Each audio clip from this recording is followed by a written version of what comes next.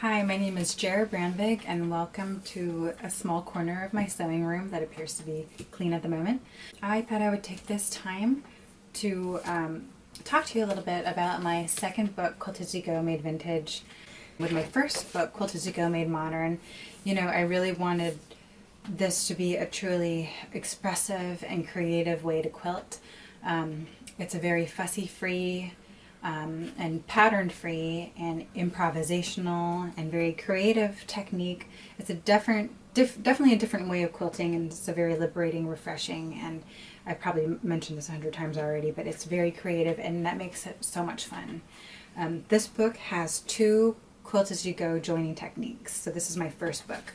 My second book, Quilt As You Go Made Vintage, has more of a traditional and classic take on quilting, which is hence the name Quilt As You Go Made Vintage, because since my first book came out, which was 2014, which is when this was released, since then my love for vintage inspired quilts has really grown, and I draw a lot of my inspiration from very traditional and antique style blocks, and even things like china dishes and stuff. That's where I draw a lot of my inspiration for the fabric that I design. And so, since those years have passed, I've tried to incorporate my love for, the romantic and classic and traditional feel of vintage style quilts, and tried to incorporate that into the Quilt As You Go technique, and to make it so that you can really take any quilt block and use the Quilt As You Go technique to assemble it. So with this book, I mentioned before, you get two joining techniques. And with this book, there is a third and all new joining technique, which isn't mentioned in my first book. But in this book does cover all three joining methods, because I just thought it would be good to have it all in one place as well. I know a lot of people's first question is, how does the back of these Quilt As You Go quilts look like? So I'll just cover that real quick right now. So as mentioned, there's three different joining techniques in the book.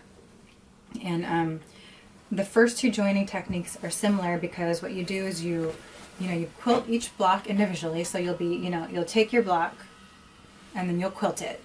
But what your block is just the top of your block, the quilt block, and then the batting. There's no backing yet.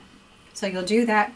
You'll quilt it, and this is where Quilt As You Go technique, why people love it so much, is because you can take your time, one block at a time, and do all of that intricate quilting, which is a lot easier because you're just working with a 12-inch block underneath your sewing machine, as opposed to battling, a full-size or king-size quilt, underneath your sewing machine. So that's where the Quilt As You Go technique is very appealing.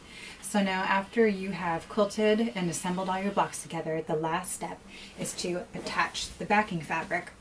The great thing is that since you've already completed all of your intricate quilting on the front, when you attach the backing, all that is needed is very minimal quilting. And as you can see here, I just did a simple grid, just a few lines, enough to attach that backing. And in some of these quilts that were made, only a few parallel lines were done going down the center to attach the backing. So you get all of your intricate quilting done in the front, and then you attach them using the block to block method, or using joining strips, and then you attach the backing, which is actually a lot quicker and easier than it seems. And you don't need to do all of the you don't need to do the type of basing where you have hundreds and hundreds of pins to pin together your quilt sandwich, because you've already done all of the intricate quilting, and all you're doing now is just attaching, making it so that that backing fabric essentially does not fall off. So these two techniques 1 and 2, are very quick, and some people don't like the look of joining strips, and so you can achieve a quilt that doesn't even look like it was made using Quilt As You Go, as shown here, by using technique 1, joining method. My third and all new quilting technique, which is found in my second book, Quilt As You Go Made Vintage, this is where you take, you assemble a quilt block, and then you sandwich it with batting, and then you also include the backing. You quilt that, and then I tell you how to add joining strips on the front and back, okay? And then what you do is you basically assemble your quilt on the front and back using those joining strips. And this is all detailed in the book with lots of pictures for you to refer to. But essentially you get something that looks like this. So this quilt is called my high tea sampler quilt, which was made using fabrics from my first fabric collection called High Tea. And so this is the front of the quilt, you know, where you assemble the block and then you quilt it, and then this is how the back looks. So as you can see here, it was assembled using joining strips on the front and back.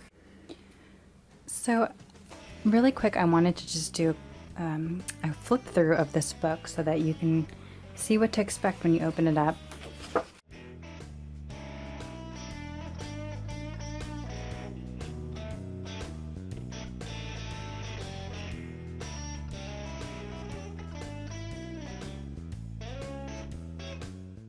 And then we have the section that's the quilts.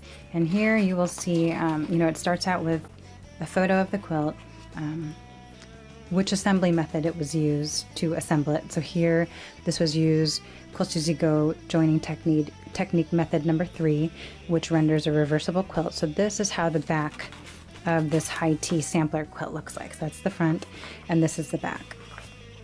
Okay, so this is project number 1, and as you can see here, this quilt is made up of 48 different blocks. This book has 51 block patterns, so you get some extra bonus patterns in here, but you can find all 48 of these block patterns in this gray section of the book, so you can quickly and easily refer to it.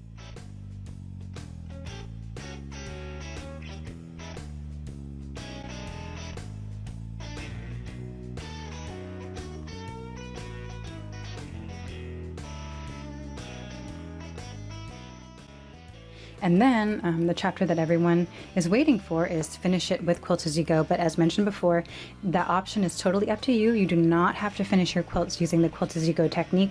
You could totally just finish it using traditional quilting methods as well. But if you choose to try Quilt As You Go, you have all 3 Quilt As You Go joining methods, techniques, and I also talk about quilting all in this book.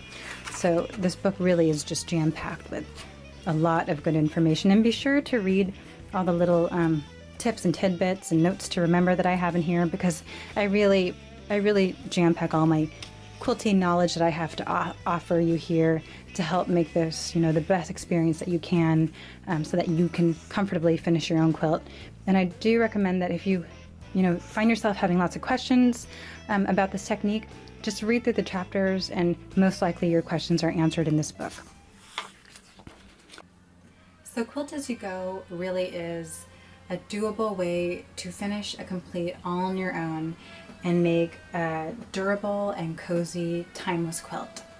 If you're not quite ready to try the Quilt As You Go technique, you can always still use all of the block patterns found in this book, but finish your quilt using traditional quilt assembly methods. So with all of these, different finishing options, that makes this book really unique. The whole purpose of writing my books and writing my blog, which is quiltingintherain.com, is to find a way to spark some creativity and inspiration for all of you makers out there and all of you artists out there. So I hope that you enjoy this book and that you find some inspiration and creativity in Quilt As You Go Made Vintage. Thanks.